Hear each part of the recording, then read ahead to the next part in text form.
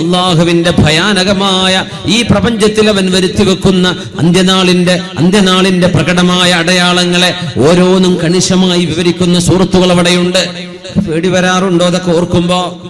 ഇദാ സുൽസിലത്തിൽ അർളു സിൽസാലഹാ വഅഖ്റജത്തിൽ അർളു അസ്ഖാലഹാ വഖാലൽ ഇൻസാനു മാ ലഹാ.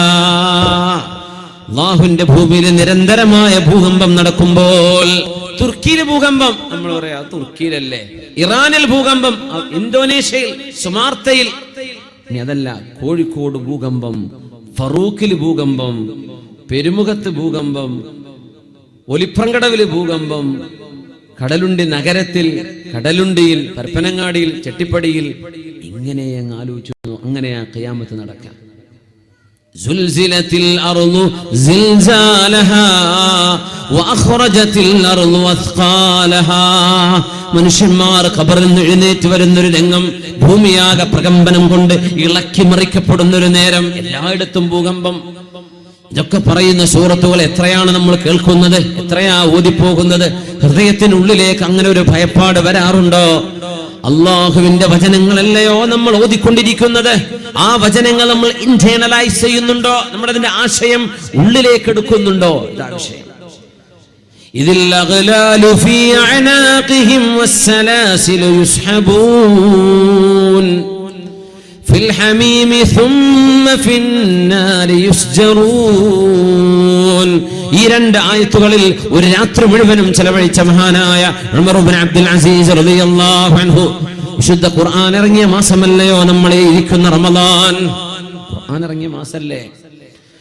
ഇന്നാ അൻസൽനാഹു ഫീ ലൈലത്തിൽ ഖദർ. റമളാനിന്റെ അവസാനത്തെ രാവിലാണല്ലോ, റമളാനിന്റെ അവസാനത്തെ 10 ലൈലത്തുൽ ഖദറിന് സാധ്യതയുള്ള ഒരു രാത്രിയിലാണ്, ഖദറിന്റെ രാവിലാണ് അല്ലാഹുവിന്റെ കലാം ഏഴാനാകാശത്തിനപ്പുറത്ത് കിടക്കുന്ന ലൗഹൽ മഹ്ഫൂദ് എന്ന അല്ലാഹുവിന്റെ സൃഷ്ടിയിൽ നിന്ന് ഒന്നാം ആകാശത്തേക്ക് അല്ലാഹു കൊണ്ടുവന്നത് ലൈലത്തുൽ ഖദറിലാണ്.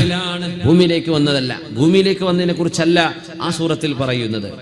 ഭൂമിയിലേക്ക് വന്നത് റമളാനിലാണ്. പക്ഷേ ഹബീബായ തങ്ങളുടെ മുമ്പിലേക്ക് ജിബ്രീൽ അലൈഹിസ്സലാം ഇഖ്റ ബിസ്മി റബ്ബിക്കല്ലദീ ഖലഖ് ഖലഖൽ ഇൻസാന മിൻ അലഖ് എന്ന് പറയുന്ന സൂറത്തുകൾ വിശുദ്ധമായ സൂറത്തുൽ അലഖിന്റെ ആദ്യത്തെ 5 ആയത്തുകൾ കൊണ്ട് ഇറക്കി കൊടുക്കുന്നത് റമളാനിൽ തന്നെയാണ്. പക്ഷേ 27-ാം രാവിലല്ല, റമളാനിന്റെ 24-ാം രാവിലാണ് ഇഖ്റ നബി തങ്ങൾക്ക് ഇറങ്ങുന്നത്. എന്നാൽ ഖുർആൻ ഒന്നാകെ 7 ആകാശങ്ങൾക്കപ്പുറത്ത് നിന്ന് ഒന്നാം ആകാശത്തേക്ക് വന്നു നിന്നത് ലൈലത്തുൽ ഖദറിലാണ്. ഒന്നിലേക്ക് എത്തിയാൽ ഭൂമിയിലേക്ക് എത്തിയത് പോലെയല്ലേ? ലാൻഡ് ചെയ്താ പറയില്ലേ നാട്ടിലെത്തി, അവിടുന്ന് പിന്നെ 2 മണിക്കൂർ 3 മണിക്കൂർ വയനാട്ടിൽ എത്താനുണ്ടാവും ചിലപ്പോൾ ഒരു പാസഞ്ചർക്ക്. അപ്പോ എന്നാലും പറയും നാട്ടിലെത്തി. ഇന്ന അൻസൽന, ഒന്നാം ആകാശത്തെത്തിയില്ലേ, അവിടുന്ന് ഭൂമിക്ക് അവിടുന്ന് വരുന്ന ദൂരല്ലല്ലോ ലൗഹുൽ. അതുകൊണ്ടാണ് ഇന്ന അൻസൽനാഹു ഫീ ലൈലത്തിൽ ഖദർ. ഖുർആൻ ഇഖ്റ ബിസ്മി റബ്ബിക്കല്ലദീ എന്ന് ഹിറാ ഗുഹയിലേക്ക് ഇറങ്ങിയത് ലൈലത്തുൽ ഖദറിലല്ല. അതിനെക്കുറിച്ചല്ല ഈ പറയുന്നത്.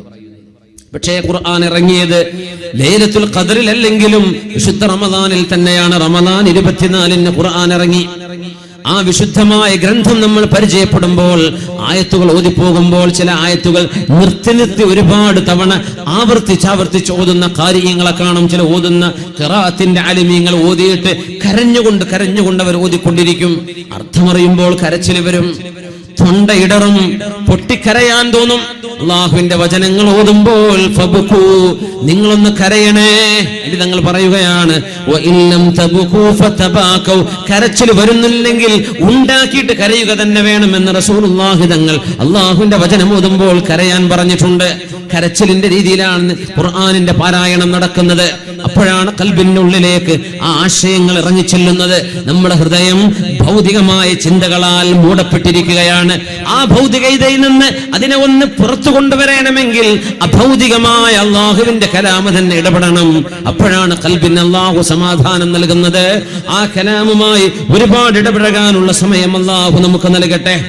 മഹാനായ ഉമർ ഇബ്നു അബ്ദുൽ അസീസ് റളിയല്ലാഹു അൻഹു നമ്മുടെ മുൻഗാമികളിൽ സലഫുസ് സ്വാലിഹീങ്ങളിൽ മറക്കാൻ കഴിയാത്ത പ്രഗൽഭൻ തന്നെയാണ്.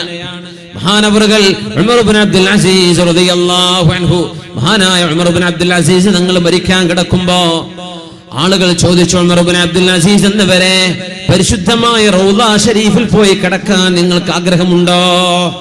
മദീനയുടെ റൗളയിൽ ആരാ കിടക്കുന്നത്? നബിതങ്ങളാണ്.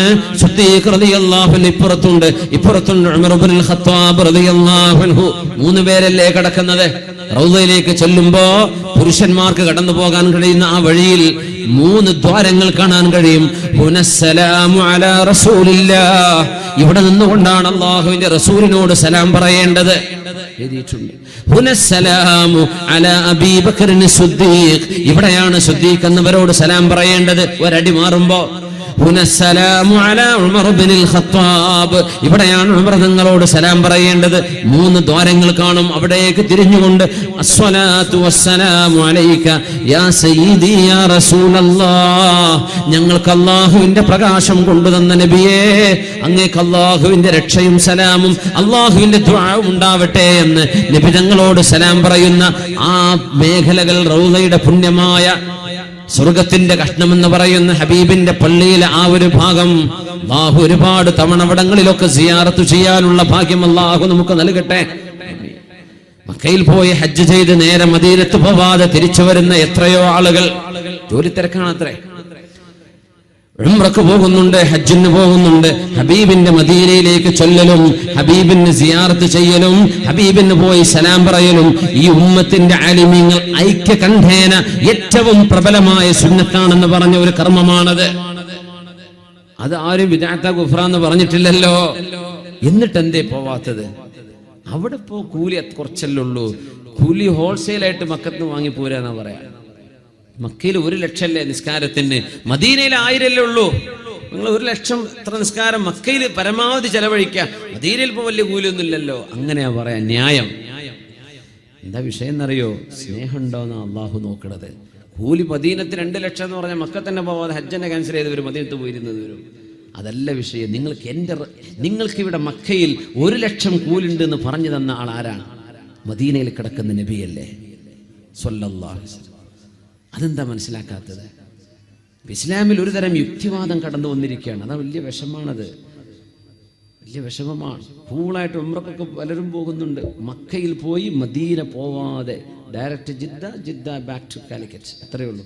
മദീനത്ത് പോയിട്ടൊന്ന് തിരിച്ചു വരെ ഒന്നും ചെയ്യൂല. അതൊക്കെ വെറുതെ, അതൊക്കെ സുന്നിയൊക്കെ പറഞ്ഞതാ. ബാക്കിയുള്ള അങ്ങനെയൊന്നല്ല. മുസ്ലിമായ മനുഷ്യൻ ചെയ്യണത്, മുസ്ലിമായ മനുഷ്യന് പറഞ്ഞത് സുന്നത്താണെന്നും പ്രബലമായ സുന്നത്താണെന്നും ഹബീബിനെ യജിബു അൻ യുസാറ, നബി തങ്ങളെ സിയാറത്ത് ചെയ്യപ്പെട്ടേ പറ്റൂ. നബി തങ്ങളുടെ അരികത്തേക്ക് ചെല്ലണം, അവിടത്തോട് സലാം പറയണം. നമ്മുടെ ഉലമാ പഠിപ്പിക്കുകയാണ്. എല്ലാ ആലിമീങ്ങളും, അതിലാർക്കും അഭിപ്രായ വ്യത്യാസമല്ല. പക്ഷെ നമ്മുടെ കേരളത്തിലെ കുറച്ച് സുഹൃത്തുക്കൾ എന്താണെന്നറിയില്ല, അവരൊക്കെ ഒന്ന് ചിന്തിക്കണം. ഒരാൾ പറയാണ്, ഒരു ഹാജിര് പറഞ്ഞു എന്ന് വിചാരിക്കാം, കാരണം പറയാം,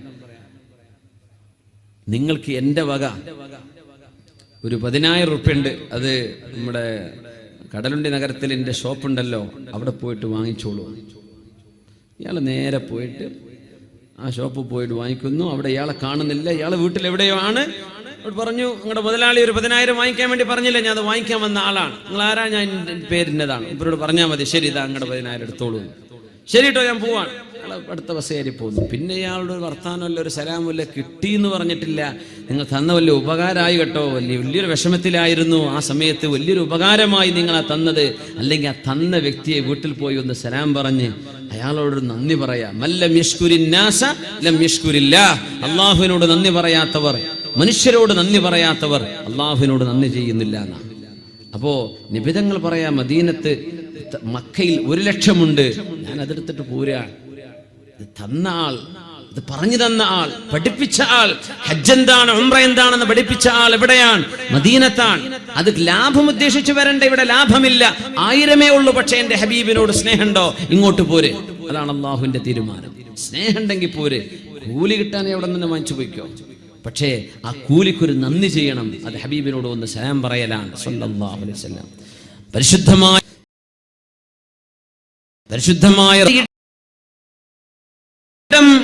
ഒരാൾക്ക് കിടക്കാനുള്ള ഖബറൊക്കെ വേറെയും അവിടെ കുഴിക്കാൻ പറ്റും. ഉമർ ഇബ്നു അബ്ദുൽ അസീസ് തങ്ങളുടെ കാലത്താ ചർച്ച നടക്കുന്നത്. മഹാനവറുകളോട് ചോദിച്ചു, ഉമർ ഇബ്നു അബ്ദുൽ അസീസ് എന്നവര് വഫാത്താകുമ്പോ മഹാനവറുകൾ വഫാത്താകുന്ന അത്ഭുതകരമായ രീതിയാണ്. അത്ഭുതമായിരുന്നു അവരുടെ മരണം. റൂമിലുള്ള എല്ലാവരോടും പുറത്തു പോവാൻ വേണ്ടി പറഞ്ഞു. റൂമിൽ സുഗന്ധം വെക്കാൻ വേണ്ടി പറഞ്ഞു. ബഖൂർ, നല്ല സുഗന്ധം അവിടെ പുകയിപ്പിക്കപ്പെടണമെന്ന് പറഞ്ഞു. എല്ലാവരോടും പുറത്തു കടക്കാൻ വേണ്ടി പറഞ്ഞു. മനുഷ്യരോ ജിന്നുകളോ അല്ലാത്ത ചില ആളുകൾ എന്റെ റൂമിലേക്ക് വരുന്നുണ്ട്, അവർക്ക് വേണ്ടി എല്ലാവരും മാറിക്കൊടുക്കണം. മാറിക്കൊടുത്തു. മഹാനായ ശംസുൽ ഉലമയുടെ വഫാത്ത് അങ്ങനെയായിരുന്നു. എല്ലാവരോടും പോകാൻ പറഞ്ഞിട്ടുണ്ട്. അവസാന സമയം നമുക്ക് പോയിക്കോളി, ഇവിടെ തിരക്കുണ്ട്, കുറെ ആളുകൾ വരുന്നുണ്ട്, സ്ഥലം കൊടുക്കണം. എല്ലാവരും മാറി നിന്നു. അവിടെ ആരുമില്ല, അല്ലാഹുവിന്റെ മലക്കുകളായിരിക്കണം എന്നാണ് മഹാനായ ശംസുൽ ഉലമ അങ്ങനെ വഫാത്താകുന്നത്. ഉമർ ഇബ്നു അബ്ദുൽ അസീസ് റളിയല്ലാഹു തആല അൻഹു എല്ലാവരോടും മാറി നിൽക്കാൻ വേണ്ടി പറഞ്ഞ് വിശുദ്ധ ഖുർആനിന്റെ ആയത്ത് ഓതി മനോഹരമായ മരണമാണ് നടന്നത്. മനോഹരമായ മരണമാണ്. ആളുകൾ മരണത്തിന് മുമ്പേ ചോദിച്ചിരുന്നു, നിങ്ങൾക്ക് വേണ്ടി അള്ളാഹുവിന്റെ റസൂലിന്റെ പരിശുദ്ധമായ റൗദയിൽ ഞങ്ങളൊരു ഖബർ കുഴിച്ചോട്ടെ, അള്ളാഹുവിന്റെ ഹബീബിന്റെ അരികത്ത് കിടക്കാൻ നിങ്ങൾക്ക് കൊതിയില്ലേ, ആഗ്രഹമില്ലേ? അവിടെ ഒരു ഖബർ കുഴിച്ചോട്ടെ നിങ്ങൾക്ക് വേണ്ടി. സ്വാഭാവികമായും രാജാവാണ് അല്ലെങ്കിൽ ഖലീഫയാണ്, ഒരു ഉത്തരവ് കൊടുത്താൽ റൗദയുടെ ഭിത്തി തന്നെ മാറ്റിക്കെട്ടി അവിടെ എന്ത് ചെയ്യും? ഒരു ഖബർ ഹബീബിന്റെ ആ ഒരു മുറബ്ബയിൽ, ആ ഒരു സ്ക്വയറിൽ ഒരു ഖബർ കുഴിക്കാൻ പ്രയാസമില്ല. ആളുകൾ ചോദിക്കാൻ അങ്ങനെ ചെയ്തോട്ടെ. എന്താ മഹാൻ കൊടുത്ത മറുപടി എന്നറിയോ? നിങ്ങൾ ആലോചിക്കുന്നുണ്ടോ അള്ളാഹുവിന്റെ ഹബീബിനോടും ഹബീബിന്റെ കൂടെ എല്ലാ കഷ്ടപ്പാടിലും കൂടെ നിന്ന് ത്യാഗം ചെയ്ത രണ്ട് സ്വഹിബൈനിയായ സിദ്ദീഖ് റളിയല്ലാഹു അൻഹുവിന്റെയും ഉമർ ഇബ്നുൽ ഖത്താബ് റളിയല്ലാഹു അൻഹുവിന്റെയും അരികത്ത് പോയി കിടക്കാനുള്ള യോഗ്യത ഈ ഉമർ ഇബ്നു അബ്ദുൽ അസീസിനുണ്ടോ? ഞാൻ ഒരിക്കലും അങ്ങോട്ടില്ല. ആ ഒരു മഖാമിലേക്ക് പോകാൻ മാത്രമുള്ള പുണ്യം ഈ ഉമർ ഇബ്നു അബ്ദുൽ അസീസ് ജീവിതത്തിൽ ചെയ്തിട്ടില്ലല്ലോ. ഞാൻ ആഗ്രഹിക്കുന്നത് അള്ളാഹു എന്റെ പാപങ്ങൾക്ക് എന്നെ ശിക്ഷിക്കാതെ എന്നെ ഒന്ന് രക്ഷപ്പെടുത്തി കിട്ടിയാൽ മതിയായിരുന്നു. റൗളയിൽ കിടക്കണമെന്ന മോഹം പറയാൻ പോലും എനിക്ക് അർഹതയില്ലല്ലോ എന്ന് പൊട്ടിക്കരഞ്ഞുകൊണ്ട് സന്തോഷത്തോടുകൂടെ നിരസിച്ചു മഹാനായ ഉമർ ഇബ്നു അബ്ദുൽ അസീസ് റളിയല്ലാഹു അൻഹു. എന്താണ് ആ ചിന്തകൾ? അള്ളാഹുവിന്റെ ഹബീബിന്റെ സ്വാഹിബൈനിയുടെ കൂടെ കിടക്കാൻ ഞാൻ ആയിട്ടുണ്ടോ? സിദ്ദീഖ് തങ്ങളുടെ കൂടെ, ഉമർ റളിയല്ലാഹു അൻഹുവിന്റെ കൂടെ ഈ മാനികമായ പ്രഭയിലും തഖ്വയിലും പരിശുദ്ധിയിലും സൂക്ഷ്മതയിലും നീതിയിലും ലോകത്തിന്റെ മാതൃക വെക്കാൻ കഴിയുന്ന രണ്ട് മഹത്തുക്കളെയാണ് ചരിത്രം എടുത്തു പറയുന്നത്. ഒന്ന് ഈ ഉമർ ഇബ്നു അബ്ദുൽ അസീസ് റളിയല്ലാഹു അൻഹുവാൻ, മറ്റേത് ഉമർ ഇബ്നുൽ ഖത്താബ് റളിയല്ലാഹു അൻഹുവാൻ. എന്നിട്ട് പോലും ഞാൻ അവിടെ കിടക്കാൻ യോഗ്യതയുള്ളവനല്ലല്ലോ, യോഗ്യതയില്ല. മഹാനായ അഷ്റഫുൽ ഖൽഖ് സ്വല്ലല്ലാഹു അലൈഹി വസല്ലം തങ്ങളുടെ റൗദയിൽ കിടക്കാൻ ആഗ്രഹമില്ലാത്തത് കൊണ്ടല്ല, പക്ഷേ ചിന്തിക്കുന്നത് ഞാൻ അത്രക്കായില്ലല്ലോ എന്ന ചിന്തയാണ്. ആ ഒരു താഴ്മയും വിനയവും മുഅ്മിനായ മനുഷ്യന്റെ ജീവിതത്തിന്റെ അനിവാര്യതയാണ്. എപ്പോഴും ഒരാളെ കാണുമ്പോൾ അയാൾ എന്നെക്കാളും ഖൈറാണ് എന്നാണ് വിചാരിക്കേണ്ടത്. മുതിർന്ന ഒരാളെ കാണുമ്പോൾ വിചാരിക്കേണ്ടത്, അല്ലാഹുവേ അയാൾക്ക് എന്നെക്കാളും പ്രായമുണ്ടല്ലോ, ഞാൻ ചെയ്തതിനേക്കാളും ഒരുപാട് നന്മകൾ ചെയ്യാനുള്ള സമയവും സന്ദർഭവും അയാൾക്ക് അല്ലാഹു നൽകിയിട്ടുണ്ടായിരിക്കും. അതുകൊണ്ട് ആ പ്രായമുള്ള ആൾ എന്നെക്കാളും മെച്ചപ്പെട്ട ആള് തന്നെ. പ്രായത്തിൽ കുറഞ്ഞ ഒരാളെ കാണുമ്പോ, ചെറുപ്പക്കാരനെ കാണുമ്പോ, കുട്ടികളെ കാണുമ്പോ, അല്ലാഹുവേ ഞാൻ ജീവിച്ച അത്ര, ഞാൻ ചെയ്ത തെറ്റൊന്നും ഈ കുട്ടികൾ ചെയ്തിട്ടില്ലല്ലോ, ഞാൻ ജീവിച്ച അത്ര അവർ ജീവിച്ചില്ലല്ലോ, അതുകൊണ്ട് പാപങ്ങൾ എന്നെക്കാളും അവർക്ക് കുറവായിരിക്കുമല്ലോ. മുതിർന്നവരെ കാണുമ്പോൾ നന്മകൾ അവർക്ക് എന്നെക്കാളും കൂടുതലാണല്ലോ. രണ്ടവസ്ഥയിലും അവർ, മറ്റുള്ളവർ എന്നെക്കാളും ഖൈറാണ്, അവരെന്നെക്കാളും മുന്തിയവനാണ്. ലൈസ ഫിൽ ഖൗമി അഷ്ഖാ മിന്നി, ഈ സമൂഹത്തിൽ ഏറ്റവും പരാജയപ്പെട്ടവൻ ഞാനല്ലാതെ മറ്റാരുമില്ല. ഇങ്ങനെയാണ് മുഅ്മിനായ മനുഷ്യൻ ചിന്തിക്കേണ്ടത്. അങ്ങനെയാ ചിന്തിക്കേണ്ടത്. അഭിമാനം പറഞ്ഞൂടാ, ഞാൻ വലിയ ആൾ തന്നെയാണ് എന്നൊന്നും പറയാൻ പാടില്ല. ഞാൻ ഏറ്റവും താഴ്ന്നവനാണ്. അത്തിപ്പറ്റ ഉസ്താനെ കണ്ടിട്ടുണ്ടോ ആരെങ്കിലും? അത്തിപ്പറ്റ മൊയ്തീൻകുട്ടി മുസ്ലിയാർ ഉസ്താനെ കണ്ടവരൊന്ന് കൈവക്കിയാട്ടെ. ഉസ്താദ് വന്നവിടെ, മാഷാ അല്ലാഹ്. കഴിഞ്ഞ വർഷം 6 മാസം മുമ്പ് ഉസ്താദ് വന്നു, മാഷാ അല്ലാഹ്. അതൊക്കെയാണ് ആലിം എന്ന് പറഞ്ഞാൽ. ഉസ്താദിന്റെ ആ ഒരു വല്ലാത്ത ജീവിതേ. സ്റ്റേജിൽ ഉസ്താദ് വരികയാണെങ്കിൽ കസേരയൊക്കെ ഒഴിവാക്കി താഴെ പായ വിരിക്കേണ്ടി വരും. ഉസ്താദിനെ ഭക്ഷണത്തിന് വീട്ടിൽ വിളിക്കുകയാണെങ്കിൽ ടേബിളൊന്നും ഉസ്താദിരിക്കൂല, ചേറമ്മ ഇരിക്കൂല, താഴെ പായ വിരിച്ച് എല്ലാവർക്കും തിന്നാൻ പറ്റുന്ന വലിയൊരു പ്ലേറ്റിൽ അതിൽ പത്തിരിയോ ചോറോ കറിയോ ബിരിയാണിയോ സാമ്പാറോ എല്ലാം ഒരുമിച്ച് അങ്ങോട്ട് ഒഴിച്ചിട്ട് ബിസ്മില്ല എന്ന് പറഞ്ഞ് ഭക്ഷണത്തിൻ്റെ മര്യാദയും പറഞ്ഞു കൊടുത്തിട്ട് ഉസ്താദ് കഴിപ്പിക്കും. ഉസ്താദ് വളരെ കുറച്ച് കഴിക്കും. അതിനിടയ്ക്ക് സുന്നത്ത് ഇങ്ങനെ പറഞ്ഞുകൊണ്ടിരിക്കും. ആ ആലിമിൻ്റെ ഒരു ജീവിതത്തിൻ്റെ ആ ഒരു എന്താ സിംപ്ലിസിറ്റി ആൻഡ് ഹ്യൂമിലിറ്റി, എന്തോ ഒരു മനോഹരമായ വിനയവും താഴ്മയും. സമസ്ത കേരള ജമിഅത്തുൽ ഉലമയുടെ ആലിമീങ്ങളിൽ നമ്മൾ കാണുന്ന വ്യത്യാസം അതാണ്. ആലിമീങ്ങൾ ഇഷ്ടം പോലെ ഉണ്ടല്ലോ, പക്ഷെ നമ്മുടെ സമസ്തയുടെ ഉലമാഇൻ്റെ പ്രത്യേകത അതാണ്. ആ ഒരു വിനയവും താഴ്മയും. അവർ വലിയ ആൾക്കാരാന്നുള്ള ഈ ഏർപ്പാടൊന്നും അവർ ചെയ്യൂല. ഇത് ആലിം ഇങ്ങനെയാ ജീവിക്കേണ്ടതെന്ന്. ഉസ്താദ് അങ്ങനെ അത്തിപ്പറ്റ ഉസ്താദിൻ്റെ മുമ്പിൽ ഇടപഴകുന്ന ഒരുപാട് ആളുകൾ, ഉസ്താദിൻ്റെ മുരീദന്മാർ. ഉസ്താദ് 10-20ഓളം വർഷം അല്ലൈനിലായിരുന്നു, UAE അല്ലൈനിലായിരുന്നു. മാഷാ അല്ലാഹ്, ഒരുപാട് കാലം അവിടുത്തെ അറബികൾക്കും മലയാളികൾക്കും ഒക്കെ ഒരുപോലെ തർബീയത്ത് കൊടുത്ത മഹാനായ അത്തിപ്പറ്റ ഉസ്താദ് അവറുകൾ. ഉസ്താദ് ഒരിക്കലും സദസ്സിലിരുന്നപ്പോൾ അങ്ങനെ ഒരു ചെറിയ സദസ്സ് വീട്ടിൽ സദസ്സിലിരുന്നപ്പോൾ ഉസ്താദ് പറയുകയുണ്ടായത്രേ, 15 എനിക്ക് പ്രായപൂർത്തിയായതിൻ്റെ ശേഷം ജമാഅത്തായിട്ടല്ലാതെ ഞാനൊരു നിസ്കാരം ഫർദ് നിസ്കരിച്ചിട്ടില്ല. പ്രായപൂർത്തിയായയുടെ മുതൽ ഈ നിമിഷം വരെ ജമാഅത്തായിട്ടല്ലാതെ ഞാൻ ഫർദ് നിസ്കരിച്ചിട്ടില്ല. സുബ്ഹാനല്ലാഹ്, അതൊക്കെ പറയാൻ ധൈര്യമുള്ള ഒരു ആലിം ആരാ വേറെ ഉണ്ടാവുക? അവരൊന്ന് ദുആയിരുന്നാൽ, അവരൊന്ന് ഒരു ദുആ ചെയ്തെന്നാൽ, അവരൊന്ന് മന്ത്രി ചോദി തന്നു, ഒരു ദുആ ചെയ്യുന്ന ഒരു പുണ്യം തന്നാൽ, മാഷാ അല്ലാഹ്, ലൗ അഖ്സമ അലല്ലാഹി ലബറ, അല്ലാഹുവിനെ വിളിച്ചൊരു കാര്യം ചോദിച്ചാൽ അല്ലാഹു അത് സാധിപ്പിച്ചു കൊടുക്കാൻ. അപ്പോൾ അവർ ചിന്തിക്കാൻ, ഉസ്താദ് അങ്ങനെ ഇരിക്കുക, വളരെ വിനയത്തോടുകൂടെ വളരെ താഴ്മയിൽ സയ്യിദന്മാരായ തങ്ങൾ കുട്ടിയാണോ ഉസ്താദ്, ആ കുട്ടിയെ ബഹുമാനിക്കുക. തങ്ങൾ കുട്ടിയായ ഒരു കുട്ടി 5 വയസ്സുണ്ട് 6 വയസ്സുണ്ട്, ദ്വാരക്കാനുള്ള പരുവത്തിലൊക്കെ ആയിട്ടുണ്ടോ, ഉസ്താദ് ദ്വാരക്കൂല, തങ്ങൾ പാപ്പ ദ്വാരക്കി എന്ന് പറയും. ചെറിയ കുട്ടിയോടായിരിക്കും പറയാ തങ്ങൾ പാപ്പ എന്നൊക്കെ. സയ്യിദന്മാരെ തങ്ങന്മാരെ അങ്ങനെയാ കാണാം, അങ്ങനെ ബഹുമാനിക്കണം എന്ന് പഠിപ്പിക്കുകയാണ് മഹാനായ ഉസ്താദ് അവറുകൾ. അല്ലാഹു അവർക്ക് ആഫിയത്തും സലാമത്തും വർദ്ധിപ്പിച്ചു കൊടുക്കട്ടെ. ആമീൻ യാ റബ്ബൽ ആലമീൻ. ആ ഒരു സിംപ്ലിസിറ്റി, ലൈസ ഫിൽ ഖൗമി അഷ്ഖാ മിന്നി. മഹാനായ അബൂ ഹനീഫത്തുൽ കൂഫി റളിയല്ലാഹു തആല അൻഹു ദർസ് നടത്തിക്കൊണ്ടിരിക്കുമ്പോ ഒരാളിങ്ങനെ കാലിങ്ങനെ മുമ്പോട്ട് നീക്കി വെച്ചു. പള്ളിയിലൊക്കെ ഇരിക്കുമ്പോൾ സ്വാഭാവികമായും ചെയറിലിരിക്കുമ്പോൾ ബുദ്ധിമുട്ട് തോന്നില്ല, പായലിരിക്കുകയാണ്, ചിലപ്പോൾ കാല് മടക്കി വെച്ച് ബുദ്ധിമുട്ടാകുമ്പോൾ കാല് നീട്ടി വെക്കൂലേ. അപ്പൊ ഇമാമിന്റെ മുമ്പിലേക്കാണ് നീട്ടിയത്. ഇമാം അവറുകൾ ക്ലാസ് എടുത്തുകൊണ്ടിരിക്കുക, പെട്ടെന്ന് ഇവർ കാല് വലിച്ചു. അപ്പൊ ചോദിച്ചു, നിങ്ങൾ എന്താ ഇപ്പൊ ചെയ്തത്? ഒന്നല്ല, ഉസ്താദിന്റെ മുമ്പിൽ ഇപ്പൊ ഇങ്ങനെ കാല് നീട്ടുകയാണ്. അതിനെന്താണ് മോനെ, ഈ സമൂഹത്തിൽ ഈ ആൾക്കൂട്ടത്തിൽ ഏറ്റവും പരാജയപ്പെട്ട ആൾ ഞാൻ മാത്രമേ ഉണ്ടാവുള്ളൂ, അതുകൊണ്ട് എന്നോടൊപ്പം ഇങ്ങനെ ബഹുമാനം കാണിക്കണോ? ലൈസ ഫിൽ ഖൗമി അഷ്ഖാ മിന്നി. ഇത് പറഞ്ഞ മഹാനാണ് ഹനഫി മദ്ഹബിന്റെ ഇമാം അബൂ ഹനീഫത്തുൽ കൂഫി റളിയല്ലാഹു അൻഹു. അങ്ങനെയാണ് ആലിമീങ്ങൾ ചിന്തിക്കേണ്ടത്. ഇത് മുൻഗാമികളിൽ നിന്ന് പഠിക്കേണ്ടതാണ്. സജ്ജനങ്ങളിൽ നിന്ന് ഇങ്ങനെയാ അവർ പഠിക്കുക. മുൻഗാമികളാണിത് പഠിപ്പിച്ചു തരുന്നത്.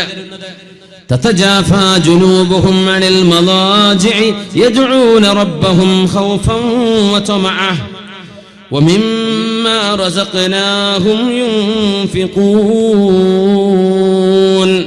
സജ്ജനങ്ങളായ ആളുകൾ ജീവിച്ചു പോയ ഏറ്റവും മഹിതമായ മാതൃകകൾ അല്ലാഹുവിന്റെ ഹബീബ് സ്വല്ലല്ലാഹു അലൈഹി വസല്ലം തങ്ങളിലൂടെ, സ്വഹാബത്തിലൂടെ, താബിഈങ്ങളിലൂടെ, താബിഈങ്ങളിലൂടെ അല്ലാഹുവിന്റെ ദീനിന്റെ കാവൽ ഭടന്മാരായ പണ്ഡിത തേജസ്സുകൾ, അല്ലാഹുവിന്റെ സൂഫിവര്യന്മാരായ ആലിമീങ്ങൾ കാണിച്ചു തന്ന മാതൃകകളാണിത്. നമ്മുടെ ജീവിതത്തിലേക്ക് പകർത്താൻ ഒരുപാടുണ്ട്.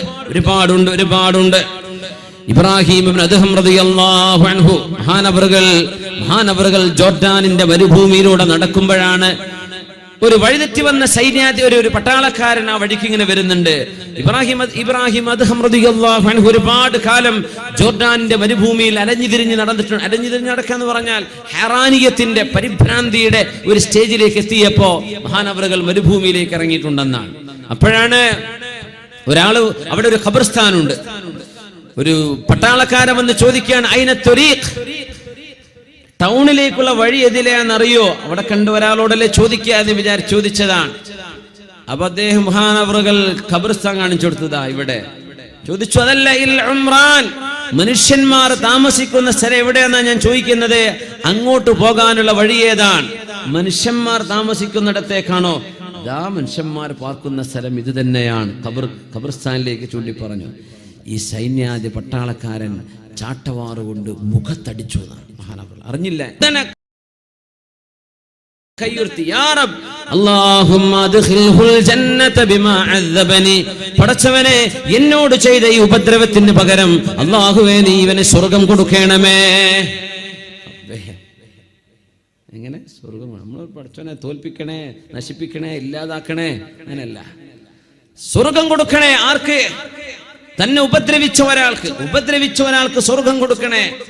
ഇയാള് പിന്നെ അങ്ങ് നടന്നു, പട്ടാളക്കാരൻ നടന്ന് ടൗണിലേക്ക് എത്തി. അപ്പൊ ആ കൂട്ടുകാരോട് പറഞ്ഞു എങ്ങനെയായിരുന്നു യാത്ര. കാര്യമൊക്കെ പറഞ്ഞു. മരുഭൂമിയിൽ ഒരാളോട് ചോദിച്ചു, അയാൾ എന്നെ ആകെ വട്ടം കറക്കി. ഞാൻ ടൗണിലേക്ക് വഴി ചോദിച്ചു, പള്ളിക്കാട്ടിലേക്ക്. ഞാൻ പറഞ്ഞു പള്ളിക്കാട്ടിലെ മനുഷ്യന്മാർ പാർക്കുന്നിടത്തേക്ക് വഴി കാണിച്ചുതാ. പിന്നെയും പറഞ്ഞു പള്ളിക്കാട്ടിലേക്ക്. ഞാനൊരു അടി കൊടുത്തു. നീ ആരാണ് ആളുടെ രൂപക്കൊന്ന് പറഞ്ഞെന്ന് പറഞ്ഞു. ചേലും കോലൊക്കെ പറഞ്ഞു കൊടുത്തപ്പോ റബ്ബേ അത് ഇബ്രാഹിം അദ്ദേഹം തങ്ങളായിരിക്കുമല്ലോ. അപ്പൊ ഈ ചെറുപ്പക്കാരന് വലിയ വിഷമായി. റബ്ബേ ആ ഒരു മഹാനെ ഞാൻ അടിച്ചോ? വേഗം ഓടിച്ചെന്ന് പൊരുത്തപ്പിടിച്ചോ, അല്ലെങ്കിൽ അപകടമാണ്, നിന്റെ ജീവിതത്തിൽ പരാജയം വരും. ഇത്രയും സജ്ജന സ്വാലിഹായ ഒരു മനുഷ്യനെ നീ വേദനിപ്പിക്കല്ലേ. അദ്ദേഹം പറഞ്ഞു, പക്ഷെ ഒരു അത്ഭുതം എനിക്ക് തോന്നി. ഞാൻ അങ്ങനെ അടിച്ചപ്പോ ഇയാൾ കയ്യുർത്തിട്ട് എനിക്ക് വേണ്ടി ദ്വാരക്കെന്ന് ഞാൻ എന്നാ ഉറപ്പിച്ചോ അത് തന്നെയാണ് ഇബ്രാഹിം ഇബ്നു അദ്ഹം എന്ന സ്വാലിഹായ മനുഷ്യൻ. ചെന്നോ എന്ന് പറഞ്ഞു. ഓടിച്ചെന്നു. അദ്ദേഹത്തെ കണ്ടുപിടിച്ച് കാൽക്കൽ വീണ് പറഞ്ഞു, എനിക്ക് മാപ്പ് തരണം. എന്തേ പ്രശ്നം മോനെ? ഞാൻ നിങ്ങൾ അടിച്ചില്ല. അതിനെന്താ കുഴപ്പമൊന്നുമില്ല. അപ്പൊ കൂടുതലുള്ള ആളുകൾ ചോദിച്ചു, ശൈഖ് അവറുകളെ നിങ്ങളെ ചെറുപ്പക്കാരന് വേണ്ടി സ്വർഗം കൊടുക്കണമെന്ന് ദ്വാരുന്നതിന്റെ പൊരുള് ഞങ്ങൾക്ക് മനസ്സിലായില്ല. ഈ അടി കിട്ടുമ്പോൾ അങ്ങനെ സ്വർഗം കൊടുക്കാന്ന് പറയാം. പറഞ്ഞു ഇബ്രാഹിം അദ്ഹം റളിയല്ലാഹു അൻഹു ഒന്നുമല്ല. ഈ ചെറുപ്പക്കാരൻ അടിച്ച അടിയുടെ വേദന ആലോചിച്ചപ്പോഴേ വല്ലാത്ത വേദന തോന്നി.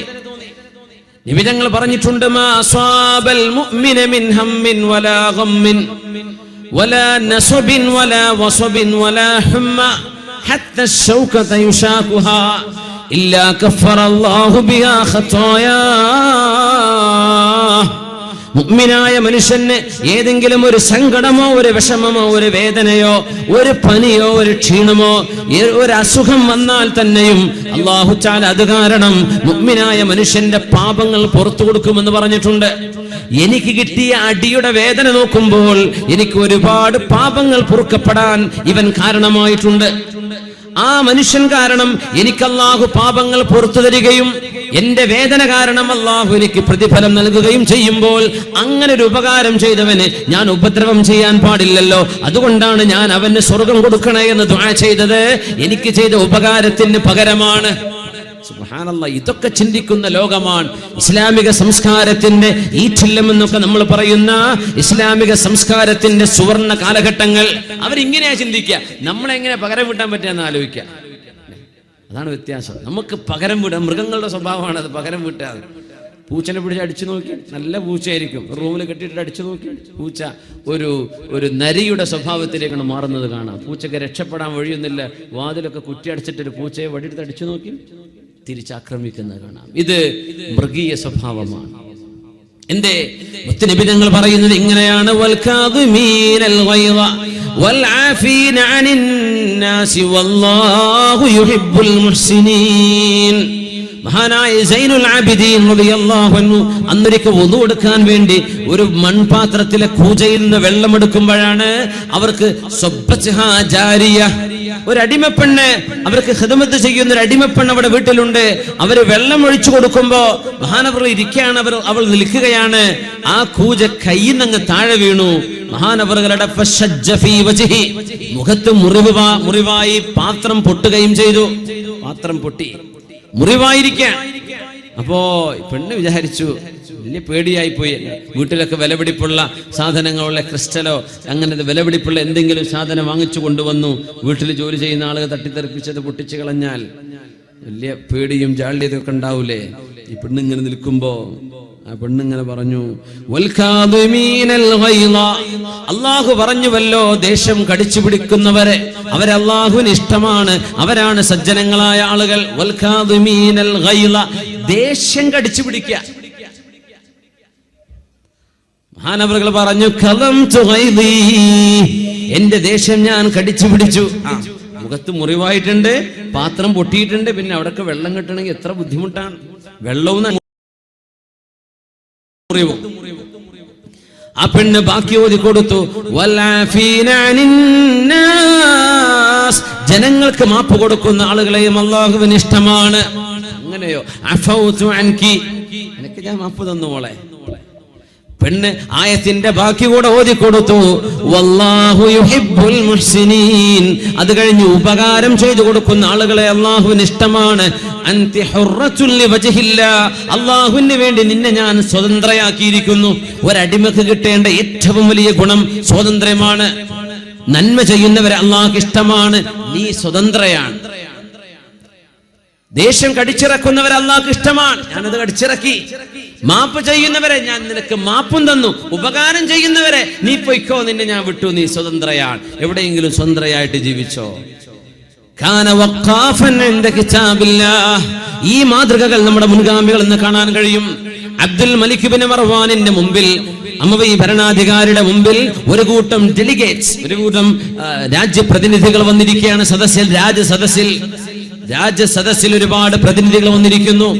അപ്പോ അദ്ദേഹത്തിന്റെ ഒരു കറുത്ത ഒരു അടിമയുണ്ടായിരുന്നു. അദ്ദേഹത്തെ ഇടക്കിടക്ക് വിളിക്കും ഓരോ കാര്യത്തിന്. അവിടെ ചായ കൊടുക്കാനോ വെള്ളം കൊടുക്കാനോ അങ്ങനെ ഉണ്ടല്ലോ. അപ്പോ VIP ഡെലിഗേറ്റ്സാ വന്നിരിക്കുന്നത്. അപ്പൊ ഇയാളെ വിളിച്ചു, യാ ഗുലാം. ഒരു കറുത്ത വർഗക്കാരനായ അടിമയായിരുന്നു. ഒരു വിളി വിളിച്ചിട്ട് ഇയാൾ ഒരു ഉത്തരം കൊടുക്കണില്ല. അപ്പൊ ആ ഗുലാം, ഈ വേലക്കാരൻ അടിമ അവിടെ ഉണ്ട്. അന്ന് അടിമ സമ്പ്രദായം ഉണ്ട്. 150 വർഷങ്ങൾക്ക് മുമ്പ് ലോകത്ത് നിന്ന് പാടേ നിർമ്മാർജ്ജനം ചെയ്യപ്പെട്ട് കഴിഞ്ഞു അടിമ സമ്പ്രദായം. ഇന്ന് അടിമകളില്ല. അപ്പോ അന്ന് അടിമ സമ്പ്രദായമുണ്ട്. അപ്പോ വിളിച്ചു, ഇയാൾ വരുന്നില്ല. 2 തവണ വിളിച്ചു, വരുന്നില്ല. 3 തവണ വിളിച്ചിട്ടും വരുന്നില്ല. അപ്പോ നടന്നു ചെന്നിട്ട് ചോദിച്ചു, അല്ല നിന്നെ ഞാൻ വിളിച്ചില്ലേ, നീ എന്താ വരാത്തത്? അങ്ങനെ നേരെ വന്നു. VIP-കളായ ആളുകൾ സദസ്സിലിരിക്കുകയാണ്. അബ്ദുൽ മലിക് ഇബ്നു മർവാൻ എന്ന് പറഞ്ഞാൽ ധീരനായ, ഇച്ചിരി ദേഷ്യമൊക്കെയുള്ള, അധികാരം ഉപയോഗിക്കുന്ന ഭരണാധികാരിയാണ്. അപ്പോ ആളുകളുടെ മുമ്പിൽ വെച്ചിട്ട് ഈ ചെറുപ്പക്കാരെന്താ പറഞ്ഞെന്നറിയോ? തുനാദീനി യാ ഗുലാം യാ ഗുലാം. എപ്പോഴും നോക്കിയാലും യാ ഗുലാം യാ ഗുലാം. ഈ ഗുലാമിനൊന്നും ഇരിക്കൊന്നും വേണ്ടേ, ഈ ഗുലാമിന് വിശ്രമൊന്നും വേണ്ടേ, എപ്പോഴും വിളിക്കാണോ എന്നിയാൾ പരസ്യമായി തന്റെ ഗസ്റ്റിന്റെ മുമ്പിൽ വെച്ച് രാജാവിനോടായി പറയുന്നത്. എല്ലാവരും തല താഴ്ത്തി, തലയിലേക്ക് ചോര തെറിക്കണ്ടെന്ന് വിചാരിച്ചിട്ട്. കാരണം തല അപ്പോഴേ പോകുന്നു വിചാരിച്ചു. എല്ലാവരും തല താഴ്ത്തി നിൽക്കുകയാണ്. ഉറപ്പിച്ചു ഇനി ഇതിന്റെ പരിഹാരം ഇങ്ങനെ ഉണ്ടാവുള്ളൂ, ഇവന്റെ തല പോയ തന്നെ. എല്ലാവരും തല പൊക്കിക്കൊള്ളുന്നു. എന്തേന്ന് ചോദിച്ചു.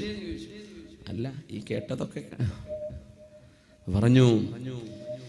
ഇദാ സാഅ ഖുലുഖുനാ ഹസന അഖ്ലാഖുൽ ഖദം. നമ്മുടെ സ്വഭാവം മോശമായാൽ നമ്മുടെ വേലക്കാരുടെ സ്വഭാവങ്ങളൊക്കെ നന്നാവും.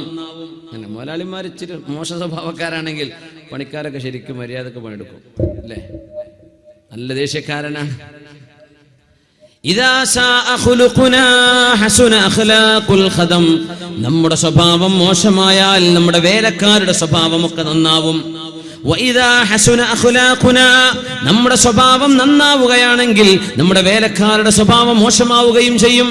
നമ്മുടേത് മോശമായാൽ അവർ നന്നാവും, നമ്മുടേത് നന്നായാൽ അവർ മോശമാകും. ഫമാ കുന്നാ ലിനുസി അഖ്ലാഖനാ ഹത്താ തഹ്സുന അഖ്ലാഖുൽ ഖദം. നമ്മുടെ വേലക്കാരുടെ സ്വഭാവം നന്നാവാൻ വേണ്ടി നമ്മുടെ സ്വഭാവം ഞാൻ മോശമാക്കുന്നവനല്ല. എന്റെ സ്വഭാവം ഞാൻ മോശമാക്കുന്നില്ല ഇവ നന്നാവാൻ വേണ്ടി. എന്റേത് മോശമായാൽ അവൻ നന്നാകുമെന്നറിയാം. അത് വിചാരിച്ച് ഞാൻ എന്റെ സ്വഭാവം മോശമാക്കിക്കൂടല്ലോ. ഞാൻ അവന് മാപ്പ് കൊടുത്തു എന്ന് സ്വന്തം ഗസ്റ്റിന്റെ മുമ്പിൽ, രാജ്യപ്രതിനിധികളുടെ മുമ്പിൽ വെച്ച് രാജാവായിരുന്ന അബ്ദുൽ മലിക് ഇബ്നു മർവാൻ. ഇതൊക്കെ ചരിത്രത്തിലെ വലിയ വലിയ അത്ഭുതങ്ങളാണ്. ഇങ്ങനെയൊക്കെ അധികാരമുണ്ടായിട്ട് മാപ്പ് ചെയ്യാൻ പറ്റിയ അവരൊക്കെ അല്ലാഹു പരലോകത്ത് ആദരിക്കുമെന്ന് പരിശുദ്ധ റസൂലുള്ളാഹി സ്വല്ലല്ലാഹു അലൈഹി വസല്ലം. മൻ കദമ ഗൈള. ഒരു മനുഷ്യന് തന്റെ ദേഷ്യം അത് നടപ്പാക്കാൻ കഴിയുമായിരിക്കെ നടപ്പാക്കാതെ കടിച്ചു പിടിച്ചാൽ അള്ളാഹുവിനത് വലിയ ഇഷ്ടമാണ്. ഇതൊക്കെ നമ്മുടെ മുൻഗാമികളിൽ നിന്ന് കിട്ടുന്ന മഹിതമായ സ്വഭാവ ഗുണങ്ങളാണ്, നല്ല നല്ല സ്വഭാവ ഗുണങ്ങൾ. ഫാറൂഖ് റളിയല്ലാഹു തആല അൻഹുവിന്റെ മുമ്പിൽ സ്വന്തം ഭാര്യയുടെ സ്വഭാവ ദൂഷ്യം പറയാൻ വന്ന ഒരു പെണ്ണ് അവളെ പെണ്ണല്ല വന്നത് ഭർത്താവാ വന്നത്. അപ്പോ ഭാര്യയായിട്ട് ഇടക്കിടക്ക് കശപിശകാണ്. കടലുണ്ടി നായത്തിലൊന്നും ഒന്നും ഇല്ലാന്ന് വിചാരിക്കട്ടെ, നല്ല ശാന്തമായിട്ട് ഒരു ബഹളൊന്നും അപ്പുറപ്പുറൊന്നും കാണുന്നില്ല. അപ്പൊ ഞാൻ എല്ലാവരും റാഹത്തിലാന്ന് വിചാരിക്കട്ടെ. ഒരാൾ വന്നിട്ട് പറയാ, ഉമർ എന്നവരെ വാതിലൊക്കെ മുട്ടി സമ്മതം ചോദിച്ചു.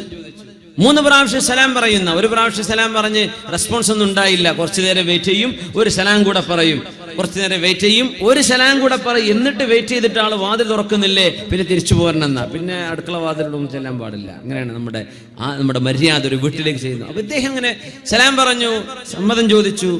2ാമത്തെ തവണയാണ് ഉമർ തങ്ങൾ തുറന്നു കൊടുക്കുന്നത്. ആ സമയത്ത് ഉമർ റളിയല്ലാഹു അൻഹുവിന്റെ ഭാര്യ ഉമർ തങ്ങളോട് ഇങ്ങനെ ദേഷ്യപ്പെട്ട് വർത്താനം പറയാണ്. ഇത് കേട്ടിട്ടാണ് ഇയാള് വാതിൽക്ക് നിൽക്കുന്നത്. അടുത്ത സമ്മതം കൂടെ ചോദിച്ച് ഇയാൾ പോയിട്ടുണ്ട്. എൻ്റെ പ്രശ്നം വന്ന് നോക്കുമ്പോൾ ഡോക്ടർക്ക് തന്നെ അസുഖമാണ്, പിന്നെ എൻ്റെ ഭാര്യയുടെ കുഴപ്പം പറയാൻ വേണ്ടി വരുമ്പോൾ ഉമർ തങ്ങളുടെ ഭാര്യ ഈ കണക്കിന് കയർക്കാണ്. അത്രയൊന്നും എൻ്റെ ഭാര്യ എന്നോട് പറയാറില്ല. അപ്പം ഇദ്ദേഹം പോവാണ്, തിരിച്ചു വിളിച്ചു. അപ്പോഴാണ് കാര്യം പറഞ്ഞത്. ഉമർ തങ്ങൾ പറഞ്ഞു, കാര്യരിക്കിൻ, മക്കളൊക്കെ ഉണ്ടോ? ആ കുട്ടികളൊക്കെ ഉണ്ട്. നിങ്ങളെ കുട്ടികളൊക്കെ പ്രസവിച്ചത് ഓളന്നല്ലേ? നിങ്ങളല്ലല്ലോ വിഷമം സഹിച്ചതൊക്കെ അവരല്ലേ? ഗർഭധാരണം മുതൽ പ്രസവിക്കണവരെ കാലില് മസില് കയറുന്നതും ഞരമ്പ് വീർക്കണതും ഉറക്കം വരാത്തതും ഛർദിയും വിഷമവും ഒരു ഗൈനക്കോളജിൻ്റെ അടുത്ത് അപ്പോയിൻമെന്റ് എടുക്കണതൊക്കെ എത്രയാ വലിയ ജിഹാദിന്റെ കൂലിയായിരിക്കും ഇപ്പോഴത്തെ കാലത്തൊക്കെ. 6 മണിക്ക് അപ്പോയിൻമെന്റ്, തിരിച്ചു വല്ല രാത്രി 6 മണിക്കായിരിക്കും. ഇങ്ങനെ പോയിരിക്കുക, കാത്തിരിക്കാനേ ഡോക്ടർ വന്നിട്ടില്ല, ലേബർ റൂമുക്ക് പോയി ഇപ്പൊ വരും പോവും. ഇങ്ങനെ എത്ര അപ്പോയിൻമെന്റ്, എത്ര തവണ പോയി മടങ്ങി കഷ്ടപ്പെട്ടിട്ട് അവർ കുഞ്ഞ് ജനിക്കണത്. ഉമർ തങ്ങൾ അതൊന്നും പറഞ്ഞിട്ടില്ലേ? നിങ്ങൾ കുട്ടികൾക്ക് ജന്മം കൊടുത്തത് ഉമ്മയല്ലേ, നിങ്ങളുടെ ഭാര്യ. ഭക്ഷണമൊക്കെ ഉണ്ടാക്കി തരുന്നില്ലേ? നിങ്ങളുടെ വസ്ത്രമൊക്കെ വൃത്തിയാക്കി തരുന്നില്ലേ? വീടൊക്കെ അടിച്ചു വാരി അതൊക്കെ ചെയ്യുന്നുണ്ട്. പിന്നെ അവരുടെ നാവിൽ ഇച്ചിരി നീളം കൂടുതലാണെങ്കിൽ നമുക്ക് സഹിച്ചാൽ പോരെ, ബാക്കിയൊക്കെ അവർ ചെയ്യുന്നില്ലേ? ഞാൻ അതാണ് ചെയ്യുന്നത് എന്ന് ഫാറൂഖ് റളിയല്ലാഹു തആല പെണ്ണുങ്ങളോട് പറയാണ്. നിങ്ങൾ ഇത് കേട്ടിട്ട് പേരിൽ പോയി മൃതങ്ങളാവൂല നിങ്ങളെ ഭർത്താക്കന്മാരെ. അപ്പോ ഇങ്ങനെയൊക്കെയുള്ള പരസ്പരം മനസ്സിലാക്കിയുള്ള സഹഭാവങ്ങളൊക്കെ നമ്മുടെ ഉമ്മത്തിന്റെ മാതൃകകളാണ്. വലിയ വലിയ അത്ഭുത സംഭവങ്ങളാണ്. ഇതൊക്കെ നമ്മുടെ മുൻഗാമികളിൽ നിന്ന് പഠിക്കണം. ഒരുപാട് കാര്യങ്ങളുണ്ട്. തന്റെ ഭാര്യയോട് വലിയ പിണക്കൊക്കെ ഉണ്ടായപ്പോൾ ഒരാൾ ചോദിച്ചു, അല്ല ഈ പെണ്ണിനെ നിങ്ങൾക്ക് ഒഴിവാക്കി തൊലാക്ക് ചൊല്ലി വേറെ പെണ്ണിനെ കല്യാണം കഴിച്ചൂടെ? അദ്ദേഹം പറഞ്ഞു, ഈ അറബ് നാട്ടിലെ പെണ്ണുങ്ങളൊക്കെ ഇച്ചിരി പെശകുള്ള പെണ്ണുങ്ങളൊക്കെ ഉണ്ട്, കുറച്ച് വല്ലാണ്ട് ഇടങ്ങേറാക്കുന്ന പെണ്ണുങ്ങൾ. അത് ഗൾഫിലും സൗദിയിലും അവിടെ ഇവിടെയൊക്കെ ജോലി ചെയ്തവർക്ക് മനസ്സിലാക്കാൻ പറ്റും. അപ്പോൾ ആളുകൾ നല്ല മനുഷ്യനായിരുന്നു ഭർത്താവ്, പക്ഷെ ഭാര്യ വരച്ച വരയിൽ നിർത്തിയിട്ട് മൂപ്പര് ഇടങ്ങേറാക്കുകയാണ്. അപ്പോൾ ചോദിച്ചു, നിങ്ങൾക്ക് വിളങ്ങ് ഒഴിവാക്കി വേറെ ആളെ കല്യാണം കഴിച്ചൂടെ? അവിടെയൊക്കെ 2ാം വിവാഹം പ്രശ്നമൊന്നുമില്ല. നമ്മുടെ നാട്ടിലൊക്കെയാണ് അത് ഇച്ചിരി വിഷയം. അവിടെ വിഷുവരെ കല്യാണം, അടുത്ത ആൾ കല്യാണം കഴിക്കും, ആൾ ഒഴിവാക്കി അടുത്ത ആൾ വേറെ ഇവിടെ തന്നെ കല്യാണം കഴിക്കും, അതൊന്നും അവിടെ വിഷയമല്ല. അപ്പോ അദ്ദേഹം പറഞ്ഞ മറുപടി, സ്വാലിഹീങ്ങളിൽ ഒരു പ്രഗത്ഭനായ അഹദ് സ്വാലിഹീൻ അവർ പറയാൻ, ഞാൻ ഇവളെ കല്യാണം കഴിച്ചാൽ ഏതെങ്കിലും ഒരു സാധു വന്ന് ഇവളെ കിട്ടും, ഉറപ്പാണ്. അയാൾ ഇവളെ കൊണ്ട് ഇടങ്ങേറാവും, അത് ഞാനങ്ങ് അനുഭവിച്ചാൽ പോരെ, ആ സാധുവിനെ ഞാൻ രക്ഷപ്പെടുത്താന്ന് പറഞ്ഞു. അങ്ങനെ കുറെ കാലം കഴിഞ്ഞപ്പോ ഇവളെ തൊലാക്ക് ചൊല്ലേണ്ട ഒരു ഘട്ടത്തി. അപ്പൊ നാട്ടുകാർ വിടൂലല്ലോ. അപ്പൊ നിങ്ങളല്ലേ തൊലാക്കല്ലൂല എന്നൊക്കെ പറഞ്ഞപ്പോ ചെല്ലിയത്, അതെന്തേന്ന് ചോദിച്ചു. അവളുടെ കുഴപ്പം എന്താന്ന് ചോദിച്ചു. അപ്പൊ പറഞ്ഞ മറുപടി, നമ്മളൊക്കെ വിവാഹമോചനങ്ങളൊക്കെ നാട്ടിൽ നടക്കുമല്ലോ, കല്യാണം വിവാഹം വേർപ്പെടുത്തുന്ന ഘട്ടങ്ങളൊക്കെ ഉണ്ടാവും, ചില നിർബന്ധ സാഹചര്യങ്ങളും അങ്ങനെയൊക്കെ സംഭവിക്കും. ഒന്ന് മനസ്സിലാക്കി വെക്കുക. പഴയ ഭാര്യ അല്ലെങ്കിൽ പഴയ ഭർത്താവ്, അവരുടെ വീട്ടുകാര്, അങ്ങനെയൊക്കെയുള്ള ചിന്തകളൊക്കെ നമ്മുടെ മനസ്സിൽ വരും. അപ്പൊ ഇത് ഓർത്തു വെക്കുക. അദ്ദേഹത്തോട് ചോദിക്കുകയാണ്, അല്ല എന്തേ പിന്നെ നിങ്ങൾ അവളെ ഒഴിവാക്കാൻ കാരണം? അപ്പൊ പറഞ്ഞു, ഞാൻ അവളെ ഒഴിവാക്കി, അവളെ വേറൊരുത്തൻ കല്യാണം കഴിച്ചിട്ടുണ്ട്. അവളൊരു മുസ്ലിമായ മനുഷ്യന്റെ ഭാര്യയാണിപ്പോ. ഒരു അന്യ മുസ്ലിമായ മനുഷ്യന്റെ ഒരു ഭാര്യയെ പറ്റി ഞാനൊരു മോശമായിട്ട് പറയാൻ പാടില്ലല്ലോ. എന്നോട് ചോദിക്കണ്ട എന്തിനാ തൊലാക്കില്ലേത്. സുബ്ഹാനല്ലാഹ്, അങ്ങനെയാണ് പറയേണ്ടത്. ഒരാൾ അവളെ കല്യാണം കഴിച്ച്, അവൾ എൻ്റെ ഭാര്യയല്ല, എനിക്ക് അവളെ പറ്റി ഒന്നും പറയാൻ പാടില്ല. അവളൊരു മുസ്ലിമായ മനുഷ്യന്റെ ഭാര്യയാണിപ്പോ. അങ്ങനത്തെ ഒരു പെണ്ണിനെ പറ്റി ഞാൻ അപരാധം പറയാൻ പാടില്ലല്ലോ. അതുകൊണ്ട് എന്തേ നമ്മളോടൊക്കെ ചോദിക്കുകയാണെങ്കിൽ, എന്നാ വന്നിരിക്കി, കസാലൊക്കെ ഇട്ടെടുത്തിട്ട് ചായ ഉണ്ടാക്കിയിട്ട് പറഞ്ഞു കൊടുക്കും. കല്യാണം നിക്കാഹ് തുടങ്ങിയ മുതലുള്ള കച്ചറയും പ്രശ്നങ്ങളും മുഴുവൻ ഇങ്ങനത്തെ ഒരു വാപ്പയാണ് ആ വീട്ടില്. ആ വാപ്പ അയാളുടെ ഭാര്യയാണ് അവിടുത്തെ പ്രശ്നം, അവിടുത്തെ മക്കളിങ്ങ് മുഴുവൻ ഹിസ്റ്ററി പറഞ്ഞു കൊടുത്തിട്ടാ പറഞ്ഞു. അങ്ങനെയല്ല, നമുക്കിത് പറയാൻ പാടില്ലല്ലോ. അങ്ങനെയാണ് വിവാഹ ആലോചന നടക്കുന്ന സമയത്ത് സത്യസന്ധമായി പറയാം, പക്ഷെ എൻക്വയറികൾ നടക്കും. വെറുതെ ഫിസ്തിനെയും ഫസാദ് ഉണ്ടാക്കാൻ എന്തായിരുന്നു കുഴപ്പം, ആർക്കായിരുന്നു കുഴപ്പം എന്നൊക്കെ ചോദിക്കും. ഒന്നും മിണ്ടാൻ പാടില്ല എന്നാ, അങ്ങനെയാണ് പറയേണ്ടത്. അവര് കുടുംബജീവിതം നയിക്കുന്ന നല്ലൊരു കുടുംബിനിയാണിപ്പോ, എനിക്ക് അവരെ പറ്റി പറയാൻ പാടില്ലല്ലോ. ഈ രീതിയിലൊക്കെയുള്ള ഏറ്റവും മഹിതമായ ചിന്തകൾ മുസ്ലിം ഉമ്മത്തിന് കിട്ടുന്നത് ഇസ്ലാമിന്റെ സുവർണ കാലഘട്ടങ്ങളിലൂടെയാണ്.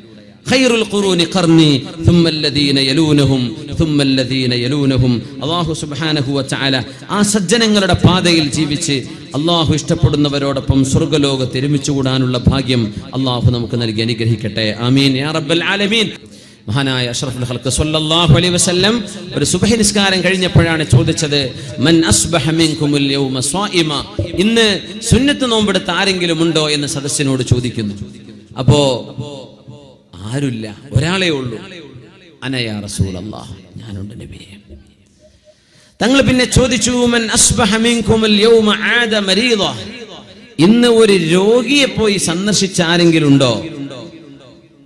ആരുമില്ല. അതേ ആൾ, അന യാ റസൂലല്ലാഹ്, ഞാൻ ചെയ്തു നബിയേ.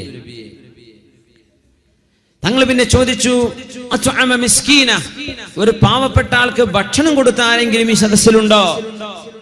ഒരാൾ മാത്രം, അദ്ദേഹം തന്നെ, ഞാൻ കൊടുത്തു നബിയേ സ്വല്ലല്ലാഹു അലൈഹി വസല്ലം. പിന്നെ ചോദിച്ചു തങ്ങൾ അവസാനമായി, മൻ അസ്ബഹ മിൻകുമുൽ യൗമ തബിഅ ജനാസ, ഒരു ജനാസയെ അനുഗമിച്ച ആളുകൾ നിങ്ങളുടെ കൂട്ടത്തിലുണ്ടോ? ജനാസയെ അനുഗമിച്ച ആളുകൾ, ഞാൻ നബിയേ. 4 തവണയും കൈപൊക്കിയത് ഒരു സ്വഹാബിയാണ്. അത് മറ്റാരുമല്ല, മഹാനായ അബൂബക്കർ സിദ്ദീഖ് റളിയല്ലാഹു അൻഹു. തങ്ങൾ പറഞ്ഞു, ഈ 4 നന്മകളും ഒരു മനുഷ്യന്റെ ജീവിതത്തിന്റെ ഭാഗമായാൽ, ഒരു മനുഷ്യൻ ചെയ്യുകയാണെങ്കിൽ, അനുവർത്തിക്കുകയാണെങ്കിൽ, ദഖലൽ ജന്ന, ആ മനുഷ്യനെ അല്ലാഹുവിൽ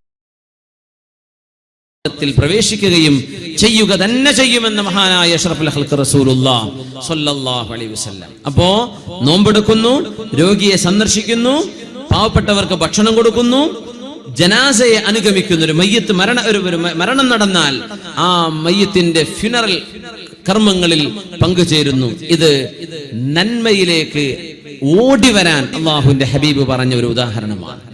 ഒരു നോമ്പത് മാത്രമായിരിക്കില്ല, എന്റെ നന്മയിലേക്ക് ഓടി വരട്ടെ, ഒരുപാട് നന്മകൾ ചെയ്യട്ടെ, ഒരുപാട് നന്മകൾ ജീവിതത്തിൽ, കാരുണ്യ പ്രവർത്തനങ്ങൾ നമ്മുടെ സജ്ജനങ്ങളായ ആളുകൾ എമ്പാടും ചെയ്തു കൂട്ടിയത് ഈ ഉമ്മത്തിനെ കാണിച്ചു തന്നതും അതാണ്. തങ്ങളായിരുന്നു സൈനുൽ ആബിദീൻ റളിയല്ലാഹു അൻഹു. തങ്ങളാണ് മരിച്ചു കിടന്ന് അവരെ മഹാനവറുകളെ കുളിപ്പിക്കുന്ന നേരത്താണ് പുറത്തൊക്കെ ഒരുപാട് തഴമ്പ് കാണുന്നത്, കഷ്ടപ്പെട്ട് ജോലി ചെയ്യുന്നതിന്റെ തഴമ്പ്. അപ്പോഴാണ് അറിയുന്നത്, മദീനയുടെ വീടുകളിൽ 100ഓളം കുടുംബങ്ങൾക്ക് രാത്രിയായാൽ ആരും കാണാതെ അരിയുടെ ചാക്ക് കൊണ്ടുവന്ന് കൊടുത്തിരുന്നു മഹാനവറുകൾ. ആരും അറിയാതെ ഒരു സയ്യിദ്. തങ്ങളൊക്കെ ആകുമ്പോ ഒരാളെ വിളിച്ചാ പോരെ, കുട്ടികളോട് പറഞ്ഞാൽ പോരെ, നമ്മുടെ വളണ്ടിയേഴ്സ് ഉണ്ട്, അല്ലെങ്കിൽ നമ്മുടെ സുഹൃത്തുക്കളുണ്ട്, അവരോടൊക്കെ ഒന്ന് പറഞ്ഞാൽ ഒന്ന് കൊണ്ടുപോയി കൊടുക്കണേ എന്ന് പറഞ്ഞാൽ കൊണ്ടുകൊടുക്കാൻ പറ്റുന്നത്. മഹാനവറുകൾ രാത്രി ഇരുട്ടായാൽ ആരും കാണാത്ത നേരം ഓരോ ചാക്ക് അരിയെടുത്തിട്ട് തോളിൽ വെച്ചിട്ട് മദീനയിലെ പാവപ്പെട്ടവരുടെ വീടിന്റെ വാതിൽക്ക് കൊണ്ടുപോയി വെക്കും. രാവിലെ തുറക്കുമ്പോ അവരരി കാണും. എല്ലാ മാസവും ഈ പാവപ്പെട്ടവർക്ക് ജീവിക്കാനുള്ള ഭക്ഷണം ആര് കൊണ്ടുപോയി കൊടുക്കും? അലി സൈനുൽ ആബിദീൻ റളിയല്ലാഹു അൻഹു കൊണ്ടുപോയി കൊടുക്കും. അപ്പോ ആരായി കൊണ്ടുതരുന്നതെന്ന് അറിയില്ല. അതാണ് അത്ഭുതം. നമ്മൾ റിലീഫ് പ്രവർത്തനങ്ങളൊക്കെ ചെയ്യുമ്പോഴേ സംഘടനകളൊക്കെ ശ്രദ്ധിക്കേണ്ട ഒരു കാര്യം അതാണ്. നമ്മൾ അറിഞ്ഞിട്ട് പാവപ്പെട്ട ആളുകളൊക്കെ സ്റ്റേജിൽ കൊണ്ടുവന്ന് നിർത്തിയിട്ട് അവരത് ഫോട്ടോ എടുത്തിട്ട് അവരെ സ്വീകരിക്കുന്നു, ഒരാളെ കൊടുക്കുന്നു, അങ്ങനെയൊന്നും ചെയ്യരുതെന്നാ.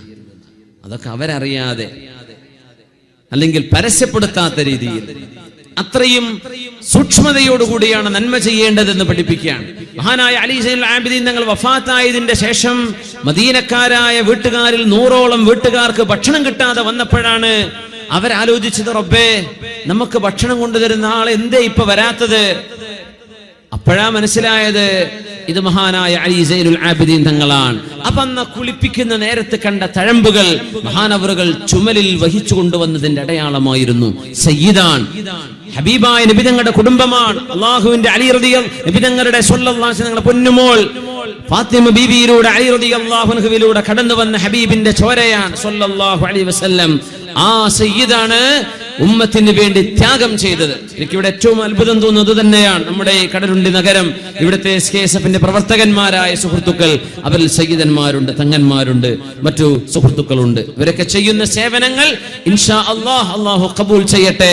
ആമീൻ. അതൊക്കെ ജീവിതത്തിൽ ഒരുപാട് നന്മകളും സ്വർഗ്ഗപ്രവേശവും കിട്ടാൻ കാരണമാണ്. മൻ അസ്ബഹ മിൻകുമുൽ യൗമ സ്വാഇമ, സുന്നത്ത് നോമ്പെടുക്കുകയും ആദ മരീളൻ, രോഗിയെ സന്ദർശിക്കുകയും. അല്ലാഹുവിന്റെ ഹബീബ് പറഞ്ഞില്ലേ സല്ലല്ലാഹു അലൈഹി വസല്ലം, യഖൂലുല്ലാഹു അസ്സ വജല്ല, നാളെ പരലോകത്തേക്ക് വരുമ്പോൾ അല്ലാഹു ചോദിക്കും, യാ അബ്ദി, എന്റെ ദാസനെ, ജുഅതു ഫലം തുത്ഇംനി, എനിക്ക് വിശപ്പ് വന്നപ്പോൾ നീ എന്തേ എനിക്ക് ഭക്ഷണം തരാതിരുന്നത്? അല്ലാഹുവേ, കൈഫ തജൂർ, നിനക്ക് എങ്ങനെയാണ് റബ്ബേ വിശക്കുന്നത്? വഅൻത റബ്ബുൽ ആലമീൻ, നീ ലോകരക്ഷിതാവല്ലേ, നിനക്ക് വിശക്കേ? ജാ അബ്ദി, നിന്റെ പരിസര പ്രദേശങ്ങളിൽ ഒരാൾക്ക്, ഒരയൽവാസിയായ മനുഷ്യന് വിശപ്പുണ്ടാകുന്ന നേരത്തെ, ഭക്ഷണം കഴിക്കാൻ ഒന്നുമില്ലാത്ത നേരത്തെ, വിഭവസമൃദ്ധമായ ഭക്ഷണം നിന്റെ തീന്മേശയിൽ ഉയരുകയും നിന്റെ അയൽപക്കത്ത് ഒന്നുമില്ലാത്ത അവസ്ഥ വന്നപ്പോൾ നീ എന്തേ അവർക്ക് കൊണ്ടുപോയി കൊടുക്കാതിരുന്നത്? ലൗ ഫഅൽതഹാ, നീ അത് ചെയ്തിരുന്നുവെങ്കിൽ ലവജദ്ത ദാലിക ഇൻദി, അതിന്റെ കൂലി നിനക്കിവിടെ അല്ലാഹു നൽകുമായിരുന്നു, ഞാനിവിടെ നിനക്ക് നൽകുമായിരുന്നു, നിനക്കിവിടെ ആ കൂലി കിട്ടുമായിരുന്നല്ലോ, എന്തേ നീ ഭക്ഷണം കൊടുക്കാതിരുന്നത്? അല്ലാഹു ചോദിക്കും. പിന്നെ പറയുന്നുണ്ട്, യാ അബ്ദി, എനിക്ക് ദാഹം വന്നപ്പോൾ ഫലം തർവിനി, നീ എനിക്ക് വെള്ളം തന്നില്ലല്ലോ. അല്ലാഹുവേ, നിനക്ക് എങ്ങനെയാണ് ദാഹിക്കുന്നത്? നീയല്ലയോ ലോകരക്ഷിതാവ്, നിനക്ക് ഭക്ഷണം വേണ്ടല്ലോ. ലാ തഅഖുദുഹു സിനതും വലാ നൗം, നിനക്ക് ദാഹിക്കുകയോ റബ്ബേ? അതേ, എനിക്കെന്ന് പറഞ്ഞത് എന്റെ അബ്ദ് വെള്ളം കിട്ടാതെ വന്നപ്പോ, കിണറുകളിൽ വെള്ളം വറ്റിയപ്പോ, ചൂടുകാലമായപ്പോ ശുദ്ധജലം കിട്ടാതെ വന്നപ്പോ, നിന്റെ വീട്ടിലെ കിണറ്റിൽ എമ്പാടും വെള്ളം ഞാൻ തന്നപ്പോൾ അതിൽ നിന്നൊരു ബക്കറ്റ് കോരി എടുക്കട്ടെ, ഒരു മോട്ടോർ വെച്ചിട്ട് ഞങ്ങളൊന്ന് പൈപ്പ് വെച്ചോട്ടെ എന്ന് ചോദിച്ചപ്പോൾ അതങ്ങനെയാണ് ഇങ്ങനെയാണെന്നൊക്കെ പലവിധ ഒഴിവുകഴിവുകൾ പറഞ്ഞ് വെള്ളമെടുക്കാൻ മുടക്കിയതല്ലേ നീ എന്ന് വെള്ളം കൊടുക്കാത്തവരോട് അല്ലാഹു ചോദിക്കുമത്രേ. എന്തേ വെള്ളം കൊടുക്കാതിരുന്നത്? എന്തിനെ തടസ്സം നിന്നത്? അയൽപക്കക്കാരോടുള്ള കടപ്പാടെന്തേ ചെയ്യാതിരുന്നത്? അത് ബുദ്ധിമുട്ടാണ്. അങ്ങനെ പറയാൻ മനുഷ്യൻ, അത് ബുദ്ധിമുട്ടാണ്. എന്ത് ബുദ്ധിമുട്ട്? ഇപ്പൊ അവിടെ ഒരു പ്രയാസം ഉണ്ടാവില്ല, അത് ബുദ്ധിമുട്ടാന്ന് പറയും. കിണറ്റിലെ വെള്ളം വറ്റിപ്പോയാലോ, സുബ്ഹാനല്ലാഹ്, അങ്ങനെ വറ്റിക്കൊന്നും ചെയ്യാനും പാടില്ല. പക്ഷേ ഒരു ഉപകാരം ചെയ്യുന്നത് മുടക്കിക്കൂടല്ലോ. ലൗ ഫഅൽതഹാ ലവജദ്ത ദാലിക ഇൻദി, അത് ചെയ്തിരുന്നുവെങ്കിൽ നിനക്കതിന്റെ കൂലി ഇവിടെ കിട്ടുമായിരുന്നു. നമ്മൾ ഓർക്കണേ, ഉസ്മാൻ ഇബ്നു അഫ്ഫാൻ റളിയല്ലാഹു അൻഹുവിനോട് ഹബീബായ നബി തങ്ങൾ പറഞ്ഞത്, മൻ ഹഫറ ബിഅറ റൂമ ഫലഹുൽ ജന്ന, റൂമ കിണർ ആരെങ്കിലും മുസ്ലിമീങ്ങൾക്ക് വേണ്ടി വാങ്ങിക്കൊടുത്താൽ അവർക്ക് സ്വർഗമുണ്ട് എന്ന് പറഞ്ഞു. മദീനയിലെ ഒരു ജൂതന്റെ കൈവശമുള്ള കിണറായിരുന്നു അത്. ആ കിണർ ജൂതൻ ആരെയും വെള്ളമെടുക്കാൻ അനുവദിക്കില്ല. ഉസ്മാൻ റളിയല്ലാഹു അൻഹു കിണർ വാങ്ങിക്കാൻ നോക്കിയപ്പോ അയാൾ പറഞ്ഞു, ഞാൻ തരില്ല, പകുതി തരാം. ആ പകുതിക്ക് ഒരുപാട് വില പറഞ്ഞു. ഉസ്മാൻ തങ്ങൾ ആ വില കൊടുത്ത് വാങ്ങിച്ചു. എന്നിട്ട് പകുതി ഭാഗം മുസ്ലിമീങ്ങളോട് വെള്ളമെടുക്കാൻ വേണ്ടി പറഞ്ഞു, പകുതി ഭാഗം ജൂതനും അയാളുടെ കുടുംബവും. അങ്ങനെ വന്നപ്പോൾ അയാൾ മുഴുവൻ നിങ്ങൾ വാങ്ങിക്കുമോ എന്ന് ചോദിച്ചു. മുഴുവൻ പൈസയും കൊടുത്തു. ഉസ്മാൻ തങ്ങൾ ആ കിണർ മുസ്ലിമീങ്ങൾക്ക് വേണ്ടി വാങ്ങിച്ചു കൊടുത്തപ്പോഴാണ് അള്ളാഹുവിന്റെ ഹബീബ് സന്തോഷിച്ചുകൊണ്ട് പറഞ്ഞത്, ഉസ്മാൻ ഇബ്നു അഫ്ഫാൻ എന്നവരെ, തബൂക്ക് യുദ്ധത്തിലേക്ക് പോകുമ്പോൾ സൈന്യത്തിന് എല്ലാ സഹായവും ചെയ്തത് നിങ്ങളാണ്. ആ കിണർ വാങ്ങിക്കാൻ വേണ്ടി പറഞ്ഞപ്പോ കുടിവെള്ള ക്ഷാമം തീർക്കാൻ വേണ്ടി ഉസ്മാൻ എന്നവരെ, നിങ്ങൾ ചെയ്ത ആ ത്യാഗം, ഈ രണ്ട് കാര്യങ്ങൾ ചെയ്തതിന്റെ ശേഷം നിങ്ങളെ അല്ലാഹു നരകത്തിലേക്ക് ഇടുകയില്ല ഉസ്മാനെ എന്ന് മഹാനായ അഷ്റഫുൽ ഖൽഖ് സ്വല്ലല്ലാഹു അലൈഹി വസല്ലം ഉസ്മാൻ റളിയല്ലാഹു അൻഹുവിനെ സംബന്ധിച്ച് പറഞ്ഞിട്ടുണ്ട്. നന്മ ചെയ്തതിന്റെ കൂലിയാണത്. വെള്ളം കൊടുക്കുക, ഭക്ഷണം കൊടുക്കുക. മുൻഗാമികളൊക്കെ അതിൽ എമ്പാടും മുന്നോട്ട് വരുമായിരുന്നു. ഇഫ്താറുകള്, ബന്ധുക്കളെ വിളിച്ച് ഭക്ഷണം കൊടുക്കുന്നത്, പാവപ്പെട്ടവർക്കും ബന്ധുക്കൾക്കും സുഹൃത്തുക്കൾ, അവര് പാവപ്പെട്ടവരാവണം നിർബന്ധമല്ല, ബന്ധുക്കൾക്കും സുഹൃത്തുക്കൾക്കും കൂട്ടുകാർക്കും ഭക്ഷണം കൊടുക്കുന്നത് വലിയ കൂലിയാണ്. ലൗ ഫഅൽതഹാ, നീ അത് ചെയ്തിരുന്നുവെങ്കിൽ അതിന്റെ കൂലി ഇവിടെ കിട്ടുമായിരുന്നല്ലോ. അല്ലാഹു തആല പറയുന്നുണ്ട്, എനിക്ക് വസ്ത്രം ഉടുക്കാനില്ലാതെ വന്നപ്പോ നീ എന്തേ എനിക്ക് വസ്ത്രം തരാതിരുന്നത്? ഇങ്ങനെ റമദാനിലേക്ക് ഒരുപാട് നന്മകൾ ചെയ്യാനുള്ള ഒരു പ്രചോദനമാണ് ഈ ഹദീസ്. എന്തേ നീ എനിക്ക് വസ്ത്രം തരാതിരുന്നത്? അല്ലാഹുവേ, നിനക്ക് വസ്ത്രം വേണ്ടല്ലോ റബ്ബേ. ഓരോരുത്തരോട് ചോദിച്ച ഒരാളോട് തന്നെ ആവണമെന്നില്ല, വേറെ ഒരാളോടായി ചോദ്യം. എന്തേ വസ്ത്രം തരാതിരുന്നത്? അല്ലാഹുവേ, നിനക്കോ?